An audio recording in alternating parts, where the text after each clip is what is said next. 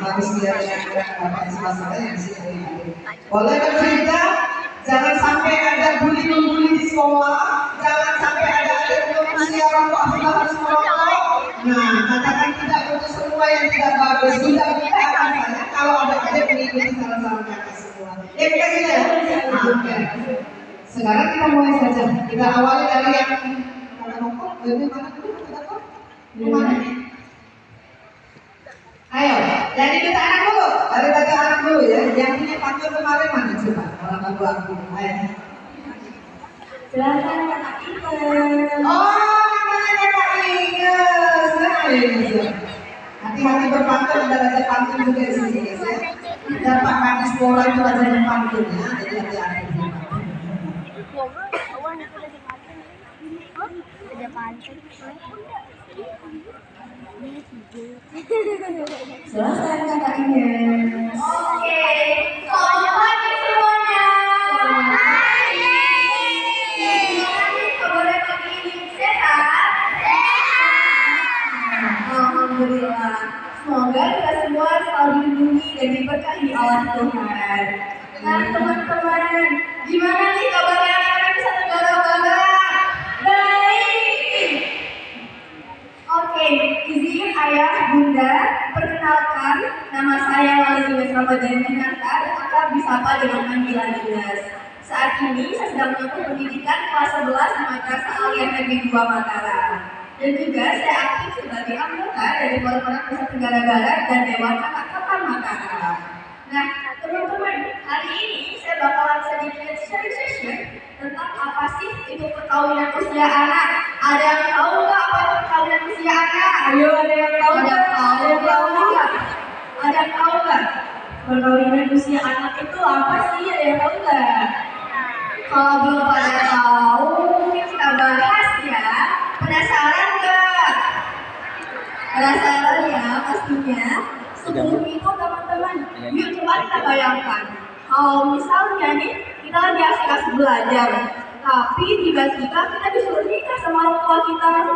Kita pasti bakal merasa sedih, bad mood, cemberut. Terus kalau misalnya kita nikah, kita nggak bakal bisa tuh konser bareng teman kita lagi, nggak bisa nongkrong bareng teman kita lagi, nggak bisa lagi tuh belajar PTN impian kita. Pasti kan bakal sedih banget dong. Iya nggak ya? Iya nggak ya? Oke. Dan apa yang terjadi jika semua itu? Jika hal-hal yang kakak sebutin tadi kayak kita nongkrong bareng teman, belajar bareng teman, harus terhenti dikarenakan kita menikah di usia anak. Pergaulan usia anak nggak hanya tuh soal menikah, nggak hanya tuh soal cinta-cintaan, tetapi juga dengan mimpi kita yang tertunda, cita-cita tidak bisa kita gapai, dan masa depan kita yang bisa berubah secara drastis. Untuk itu, mari kita memahami lebih lanjut apa sih itu perkawinan usia anak. Sebelum itu, yuk kita bahas apa sih anak itu. Ada yang tahu nggak apa itu anak? Ya, betul. Kita anak. Jadi, kalau anak itu definisikan adalah seseorang yang berusia 0 sampai dengan 18 tahun pernah sudah dijalankan benar. Jadi kita nih yang masih di bawah 18 tahun, yang masih sekolah, masih merupakan anak loh teman-teman. Jadi, dan perkawinan usia anak adalah perkawinan yang dilakukan jika salah satu calon pengantinnya merupakan masih usia anak, yaitu masih usia 18 tahun. Teman-teman ada yang tahu nggak? Di Indonesia itu legalnya untuk menikah di usia berapa?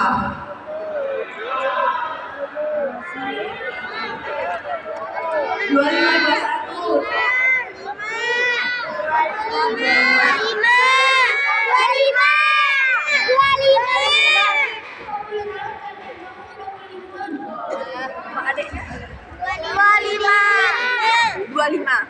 25 tahun.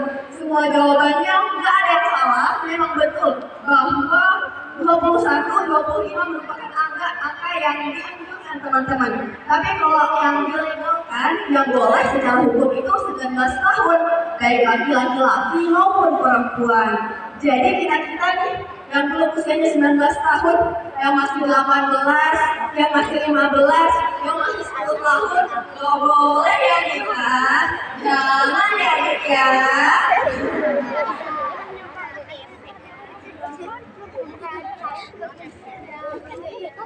Nah, dampak dari pernikahan usia anak ini ada banyak banget loh teman-teman.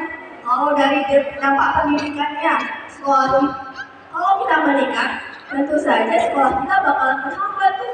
Kita nggak bisa lagi belajar, nggak bisa lagi tuh ngerjain tugas, kita nggak bisa lagi dibuat stres sama tugas, malah kita dibuat stres sama pekerjaan rumah yang nggak seharusnya kita lakukan.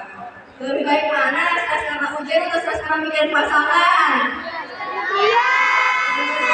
Pintar banget anak-anak Jawa Barat. Tepuk tangan buat kita semua.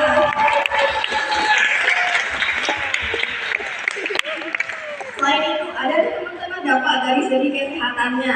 Kalau dari segi kesehatan mental, seseorang yang menikah di usia anak bisa terkena seperti depresi, anxiety, boleh sambil makan ya, Pak.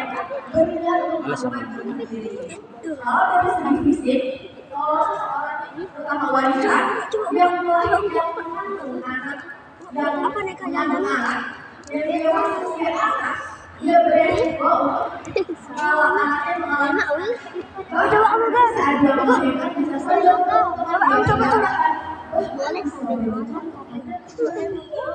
tentu saja kita nggak mau ya masa muda kita dihabiskan dengan hal seperti itu. Mau nggak? Enggak dong ya. Namun teman-teman, sedihnya faktanya inilah yang menjadi yang dialami oleh jutaan anak di dunia, bahkan di provinsi kita, yaitu Provinsi Nusa Tenggara Barat. Dan teman-teman, apakah tahu angka pernikahan usia anak di Nusa Tenggara Barat di peringkat berapa Indonesia? Betul, di angka 1. Perkawinan usia anak di Nusa Tenggara Barat merupakan angka tertinggi dari seluruh Indonesia. Bukankah ini sangat menyedihkan? Kita yang bisa merasakan indahnya masa sekolah, indahnya masa SD, SMP, dan SMA, namun banyak jutaan teman-teman kita di luar sana yang nggak bisa menikmati hal itu, yang nggak bisa merasakan indahnya masa sekolah teman-teman.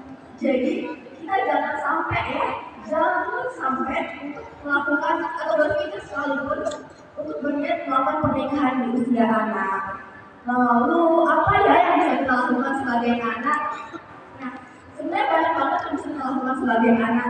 Namun kalau punya suatu kayak metode gitu namanya metode SMART. S-nya itu adalah sadar, yaitu dengan kita memiliki pengetahuan tentang perkawinan usia anak. Saya udah nggak tahu kalau ditanya tahu. Harus berbagi edukasi teman-teman lainnya agar mereka tahu apa sih perkawinan usia anak dan kenapa kita nggak boleh melakukannya. Yang kedua adalah mengerti. Teman-teman harus peka dengan keadaan di sekitar Smart, ini. sadar. Kalau misalnya melihat di sekitarnya ada nih anak-anak yang beresiko untuk menikah karena misalnya masalah faktor ekonomi, faktor budaya, maupun faktor lainnya. Yang ketiga adalah report. Kalau teman-teman menunjukkan adanya kasus teman-teman di sekitarnya yang mau menikah di usia anak, maka jangan ragu sekalipun untuk melaporkannya ke orang-orang dewasa yang teman-teman percayai, seperti orang tua, guru, kakak, ataupun lembaga-lembaga seperti lembaga perlindungan anak. Dan yang terakhir adalah dengan tindakan yang positif. Teman-teman, kalau nantinya punya temannya yang menikah di usia anak, kalau bisa jangan dijauhin ya. Kalau bisa ajak bermain bersama. Oke, Mbak Ines. Kalau yang terakhir itu sudah masuk materi kuliah. Nanti kakak apa yang isinya? Oke. Intinya ada emak ini jangan berlari. Seperti cuma itu ya. Ya. Mana kakak-kakak yang SMA lagi nih baru lahir? Boleh banget ya. Oke ya. Ya. Sebagai penutup, teman-teman ingatlah untuk terus belajar dan Sebentar Mbak Ina. Ini dari mana saya? SMP 9. Oh, SMP aku juga. Betul, banyaknya Zen ini benar. Bisa bilang. Oke. Oke,